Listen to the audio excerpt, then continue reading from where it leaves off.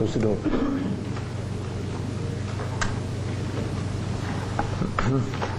Ladies and gentlemen, I'm very happy to meet you again in this forum, which should be a regular one, but where we've had an interval of pause during the General Assembly.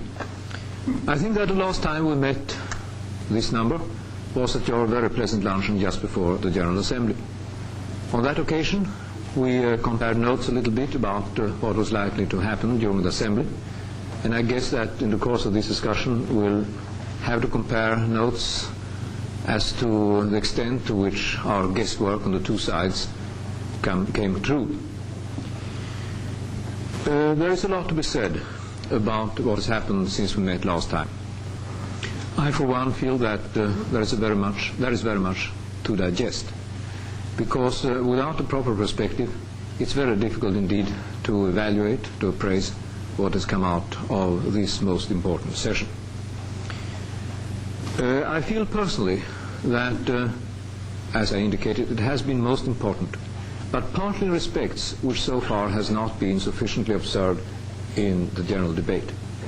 I feel, for example, that what very many people call negative sides, the talking, the conflicts, the flux of events, the uncertainty about outcomes and so on and so forth, are not negative sides but positive sides. And I may later in the course of our discussion explain why I look at it that way. I would also, these opening words, like to say a word about my future plans. Because as we have had a long interval during General Assembly, we are again likely to have a long interval January, February. And the reason is a simple one. You have already heard that I intend to go to India in order to attend at the ECAFE meeting in Bangalore, which opens the 2nd of February. As matters stand, I believe that it will be possible for me on my way out to Bangalore and on my way back from Bangalore to visit a few member countries. I would like very much to do so, not because there is any specific political reason, but because it is good for me and good, I think, for the UN generally if the Secretary-General visits member countries to all the extent it can. I would, however, like to qualify what I said. I have, as you know, traveled a lot, but not in this way, not to cover a great number of countries during my first 2 years.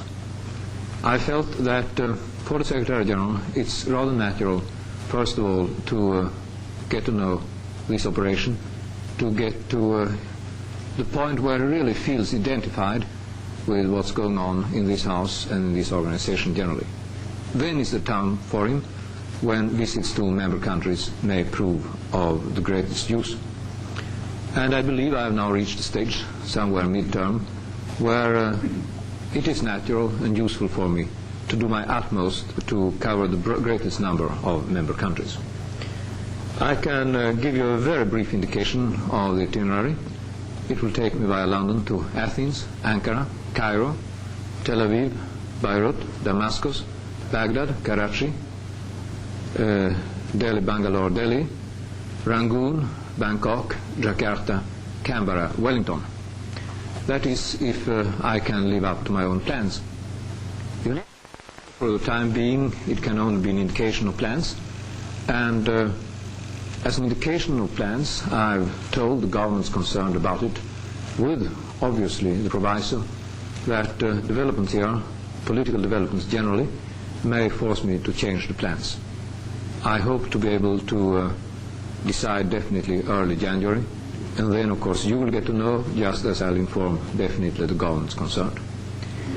Well, with these few words, I think I've given you as much of a background as I should give you, because the floor is not mine, but yours on these occasions. Please. Mr. Secretary-General, may I ask you a question? What are your hopes now on the possibilities of rapprochement of views and the first steps in the disarmament? In other words, that the discussion about disarmament in the General Assembly is in the positive side of your evaluations? The development of the disarmament debate in the General Assembly is on my credit side, on the credit side, when I draw up the accounts of this Assembly. It is less than some people want to make it. It's very much more than the cynics tried to say beforehand. The ball rolls on, but it rolls on, I think, in the right direction.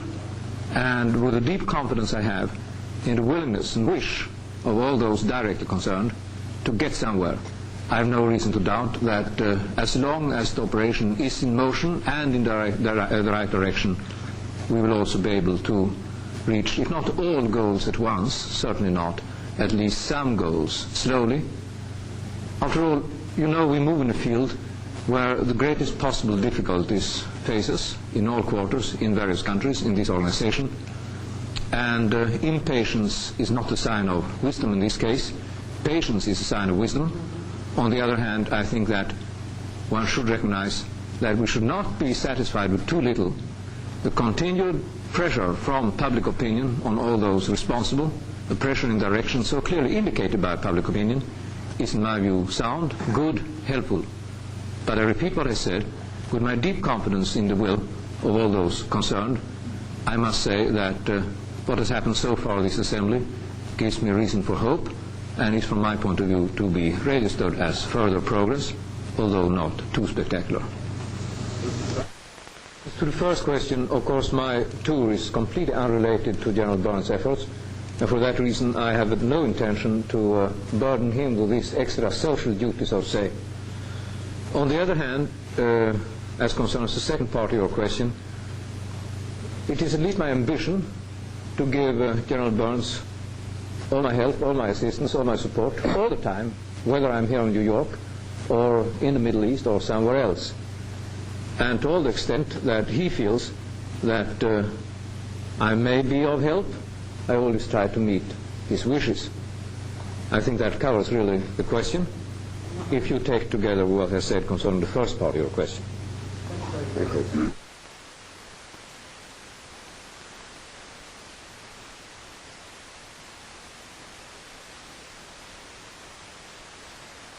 Things which were done at the very end.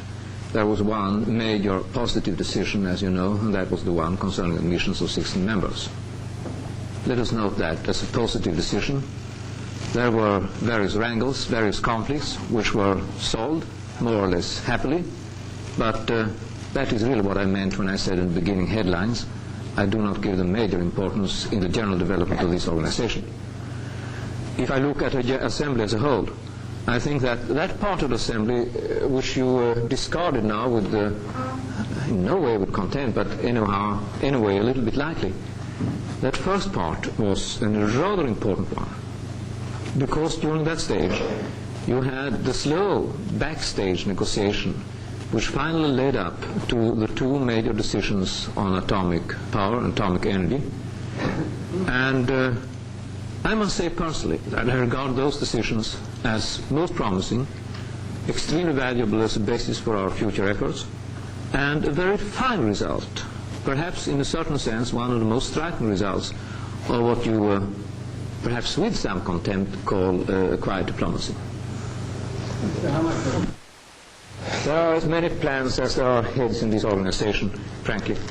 But if you are interested in the views of the Secretary-General,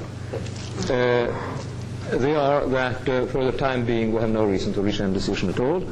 We can do that sometime in the course of the spring, and that then I do feel that for purely practical considerations and without any political overtones, it would, for various reasons, be a good idea to have postponement of the fall assembly until sometime to say November, and then to run it according to carefully worked out plans on the basis of a solid agenda, with the Christmas recess into January and to the end of January, something like that. There is one little accent I may add here, which I think you, ladies and gentlemen of the press, may appreciate, but which, for natural reasons, sometimes overlooked. If you look at the work of the Secretariat in 1955, and forget about what I may have had to do, we have had the Atomic Conference, which was a very heavy operation. We've had San Francisco, which was a quite heavy operation. We have back of us, and we continue with a reorganization, which necessarily cuts very deeply into the life of this and that department, and also in the life of private officials, individual officials.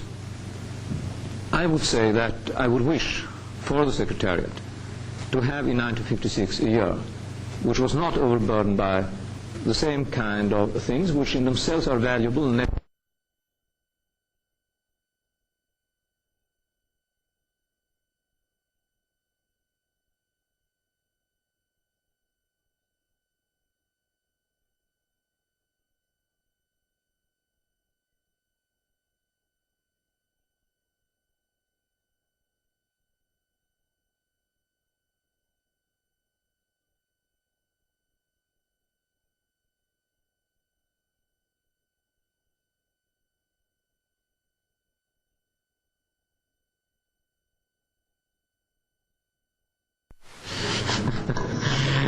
well, you are curious. I don't believe in that kind of comments. First of all, I would like to say that I think we should take a longer perspective also on what happened those 2 days before we should sit down and try and write history. But we should take a longer perspective also in another sense. I think we should look at Tuesday and Wednesday in the light of what went before Tuesday and Wednesday.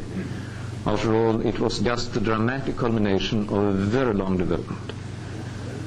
I'm, as you understand what I've said, not willing nor in any position to raise the silken curtain, because I think only time and history can lift the silken curtain in a way which gives us the truth. It is extremely difficult to reconstruct the development of that dramatic kind. But that is a minor point, because I would like to think less of what happened at those and those hours than on what led up to those hours. I think we really have to go back to San Francisco in order to see history in a clear light. Whereas you will remember, Lester Pearson came out with his strong appeal for a widened membership on the basis of universality, as he defined it, all countries not divided. He crystallized in that statement what was very much in the air in San Francisco. So there was a solid build-up of an atmosphere where something could be done if some government or some men had the wisdom to find the right formulas and the courage and the guts to carry them on. You know just as much about what happened in the early stages of this assembly on this question as I do. And for that reason, I think that it's quite unnecessary for me to mention any name or any name of any country or any name of a person, because you all know how what Mr. Pearson said in San Francisco was followed up at the beginning of this session. It would be most inappropriate for me to pass any judgment, even judgments of the highest praise, on any delegate. I just refer to your own knowledge of how this affair was run on the San Francisco basis, all through 2 months of heavy work and extremely complicated negotiations. On the first point, I'm sure that as soon as Mr. Vaughan has managed to get his flagpoles, you will see the flags fly. On the second point, I can mention to you now that Mr. Perlind will have a successor of exactly the same background, will come here early in January. He is also an I would call it, personal assistant to me in the Swedish Foreign Service. And he, as at present, is at present the Swedish representative to the Coal and Steel Union in Luxembourg. His name is Finnmark. Finnmark.